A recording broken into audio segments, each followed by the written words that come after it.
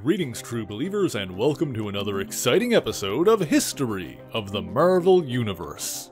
The man known as Marc Spector has led a long and storied life. There are some conflicting accounts of Marc's early life, but it is established that he was the son of the noted Jewish scholar Elias Spector. Spector's family had fled from Europe decades prior to escape Nazi persecution, and while Elias did encounter violent bigotry while living in the poverty-stricken slums of Chicago, he remained staunchly pacifistic.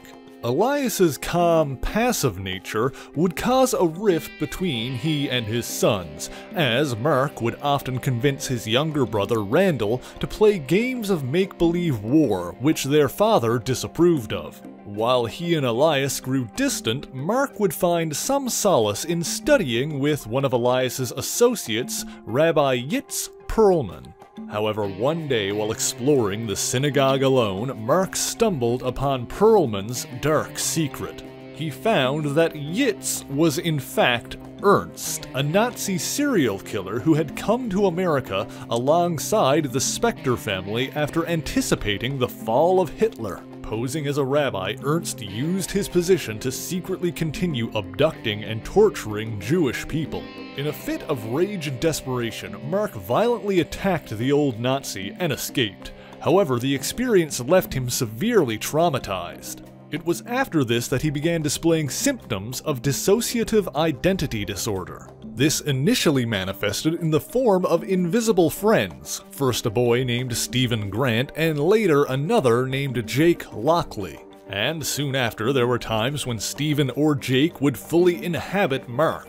While he violently acted out during his high school days, Marc was admitted to a psychiatric hospital where he received treatment and learned to cope with his disorder.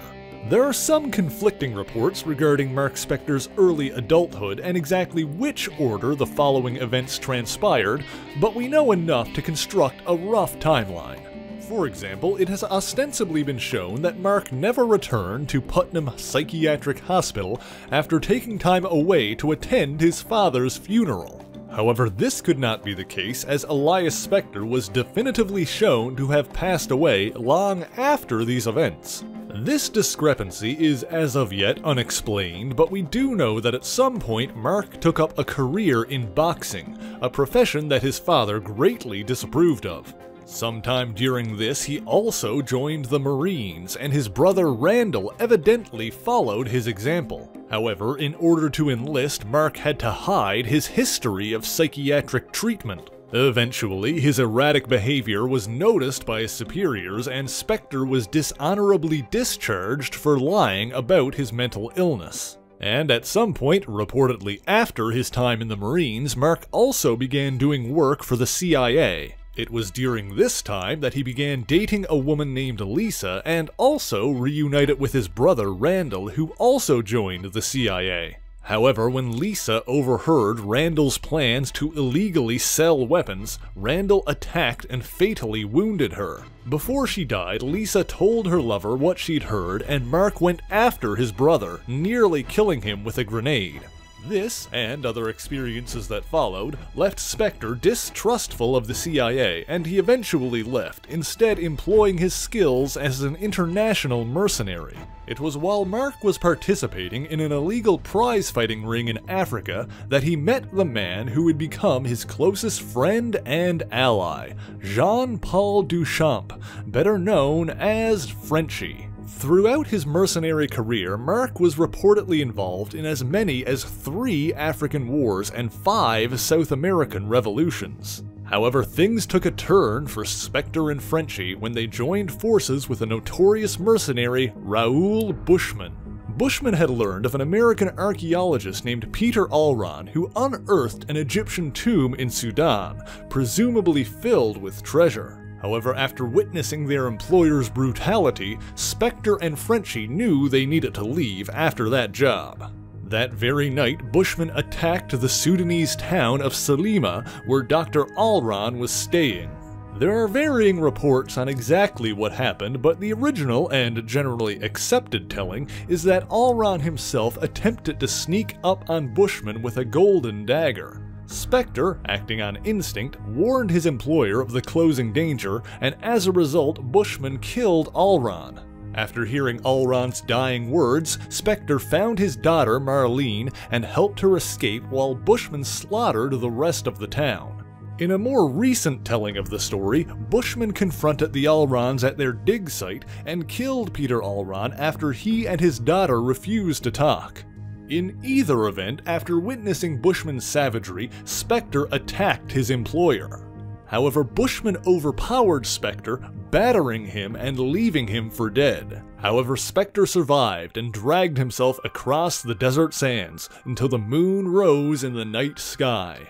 Barely clinging to life, Marc Spector reached the tomb that Dr. Alron had unearthed, a temple of Khonshu, the Egyptian god of the moon and vengeance. As Marc died, his body was brought inside by the locals who assisted the archaeologist and placed at the foot of a statue of Khonshu.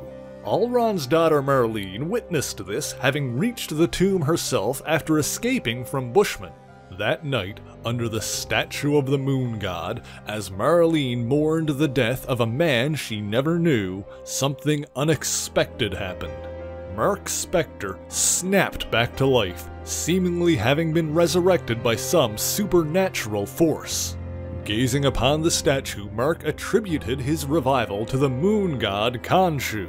Claiming the statue's white robe, Marc Spector declared himself the Moon's Knight of Vengeance. With his newfound strength, Spector returned to Salim and routed Bushman's forces. The Moon Knight had won his first victory, but Bushman escaped and would inevitably return as Spector's nemesis. In the aftermath of that battle, Marlene and Frenchie remained with Marc as he embarked on his new quest. Returning to the United States, Marc Spector used the alternate personas he developed as a child to craft separate identities. As Jake Lockley, he was a streetwise cabbie with his ear to the ground. Lockley assembled a network of informants, most notably a diner owner named Gina Landers and a homeless man named Bertrand Crawley, both of which became longtime allies. As Stephen Grant, he parlayed the money he'd accumulated from years of mercenary work into savvy investments and became a millionaire capable of financing his adventures. While Marlene found herself growing more attracted to Marc Spector, it was the Stephen Grant personality who she was drawn to and initially began a relationship with. Together with his other personalities, Marc Spector adopted the costumed identity of Moon Knight, battling criminals and taking vengeance in the name of Khonshu. However, there has always been ambiguity in how much Khonshu has actually intervened in the life of Marc Spector. We know the moon god exists, that much is clear, as when the West Coast Avengers were stranded in the past, Khonshu spoke with Hawkeye and sent a message forward in time to Moon Knight. But there have been other instances where Khonshu was seemingly a product of Spector's mind. It seems that the truth is that there have been both instances of divine intervention and delusion, and which is up to interpretation. Over the years, Spector's attempts to balance his separate identities have brought him to the brink of madness and severely taxed his relationship with Marlene. Some might even say that Spector has crossed the line into insanity, and he's even since adopted a second masked persona known as Mr. Knight, allowing him to work more closely with the police against common thugs. And recently, after being estranged for some time, Marc reconnected with Marlene and learned that they had a daughter together, Beatrice. Despite all the challenges life has thrown at him and his struggles with his own mental illness, Marc Spector has found a sort of balance with Jake Lockley and Stephen Grant, and together they continue to battle evil as the Moon Knight. And that's all for today. Thank you guys so much for watching this video. If you enjoyed it, please leave a like, share the video, and subscribe for more Marvelous content. Be sure to leave a comment letting me know what Marvel hero or villain you want to hear about next. And as always, the issues referenced in this video are listed in the description below if you would like to read them for yourself, as well as links to other places you can find me. So until next time, true believers, Excelsior!